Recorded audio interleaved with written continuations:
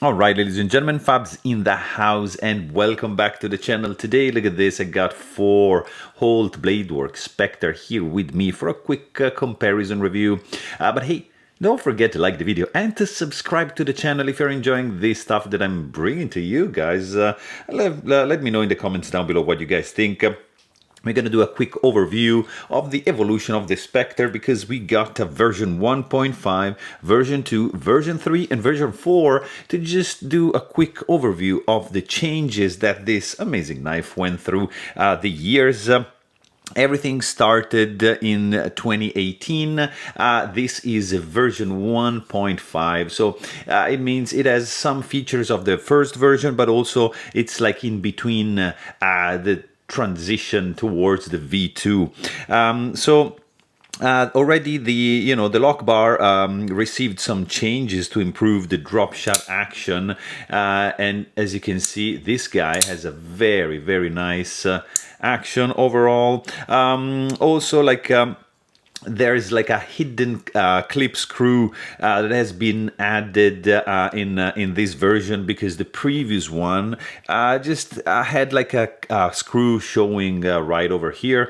This is in fact like an upgrade, like a prestige upgrade with the Damascus clip and Damascus backspacer to the refined version of this knife. In fact, you can also see that the detent system is pretty much the same as the one in the V2. You can see it from the inside. It's different. It's not exactly the same, but from the back you can see that this has the adjustable detent system, which was added a little bit later.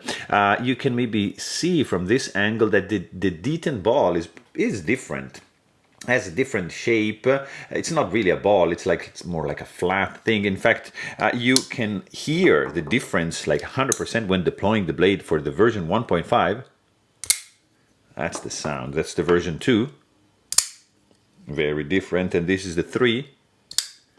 Again, super different than the version 4. Again, another sound right over here. Also, you got there's like at the top of the lock bar, they found like a hot spot which was removed also in the previous version. And then there was some depth added to the jimping right over here, which I couldn't find any difference, like, to be honest, but probably because this already has the modification applied to it. Also, like, you can see, like in this one, how the stonewash changed. Like, for example, I mean, this is a version 4, but look at that, very different finishes for the blade.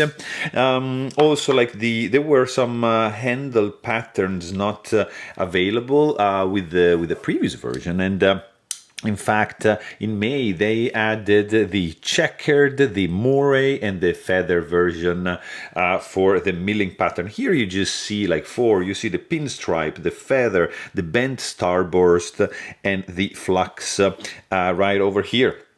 Also, like, something else to notice is, of course, like the backspacer length. So backspacer length, as you can see, shortened down, shrank. You see, like in the newest edition, the backspacer is shorter. The pocket clip also has a different shape, as you can see from this perspective, and also from this angle you can maybe see a little bit of differences, right? Also, another thing, like, concerning the backspacer, is that you can see it right here. So the first version with the second version. So second version has a centering backspacer that was introduced in November 2018. As you can see, the spacer is more centering than this previous version. And that's pretty much about it, because there's still no chamfers on the scales, which that was introduced with the version 3 right here. You see over here. Let me see, like a point exactly. Check this out. You see here, you're pretty it's pretty clear there's no chamfering going on the version 2, version 3, from the 389 and on. They added the internal chamfering. They added the new detent system, which you can see from this angle. Right over here, you adjust it right there. Here, you adjust it over a little bit up top there. So that's where you realize that you have a V3 in your hands. New detent system. The deployment is crisper, for sure, in the V3 than in the V2, but it actually is also pretty cool on the V2. It's like a more like click-clack kind of affair. Another improvement is the tolerances, which are tighter in the newest version between the scale and the blade. And here you can actually appreciate the room left for the V2 on the left and the V3 much closer scales to the blade on the right side, right over here. Also, like the clip was ramped differently to reduce the lock bar pressure. As you can see, like here and here, you see, it is just lying on the left here. It's lying also on the lock bar, whereas on the newest version, you see the clip is just resting on this part, not on the actual lock bar, so releasing some of the pressure added there. Another difference you can actually appreciate from the V2 to the V3 is the centering backspacer with even reduced clearance.